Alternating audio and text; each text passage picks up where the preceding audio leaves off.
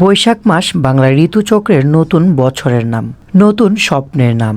কিন্তু হাওরের কিছু কৃষকের কাছে এই বৈশাখ আসে যেন দীর্ঘ শ্বাস হয়ে। যে মাঠ কিছুদিন আগেও সোনালী ধানে ভরেছিল, আজ সেখানে শুধুই পানি। অতিবৃষ্টির কারণে পরিশ্রমের ফসল তলিয়ে গেছে পানির নিচে। কিশোরগঞ্জের হাওর সহ বাংলার বিস্তীর্ণ হাওর অঞ্চলে প্রকৃতি যেন এবার এক অন্য গল্প লিখেছে।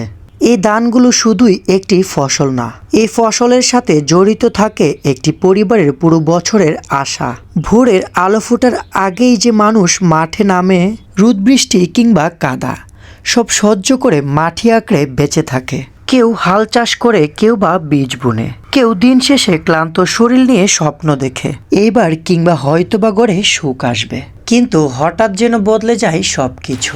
অতিরিক্ত বৃষ্টি আর পাহাড়ি ঢলের কারণে পানি দ্রুত বাড়তে থাকে। যে ধান গড়ে ওঠানোর কথা ছিল সে ধান তলিয়ে যায় পানির নিচে। অনেক কৃষক ধান কাটতে পারলেও রোদের অভাবে শুকাতে পারেনি। ভেজা ধানের ভেতরে জন্ম নিচ্ছে নতুন বীজ। স্বপ্নের ভিতরেই জন্ম নিয়েছে হতাশা। চোখের সামনে নিজের স্বপ্নকে ডুবে যেতে দেখা, এর চেয়ে অসহায়ত্ব খুব কমই আছে। হাওরের গড়গুলো কেমন জানি যেন আজ নীরব।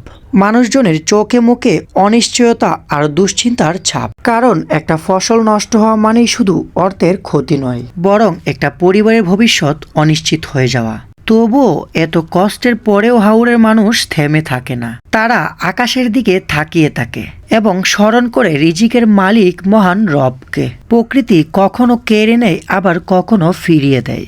এই মানুষগুলো কখনো হার মানে না বলেই এখনো বেঁচে আছে। বৈশাখের এই হাওর শুধুই প্রকৃতির গল্প নয়, এটা সংগ্রামের গল্প, ভাঙা স্বপ্নের গল্প, আবার নতুন করে দাঁড়িয়ে যাওয়ার গল্প। পানির নিচে ডুবে গেছে ফসল, কিন্তু ডুবে যায়নি মানুষের বেঁচে থাকার ইচ্ছা। হাওরের মানুষ এখনো অপেক্ষা করে নতুন সূর্যের, নতুন মৌসুমের, নতুন আশার।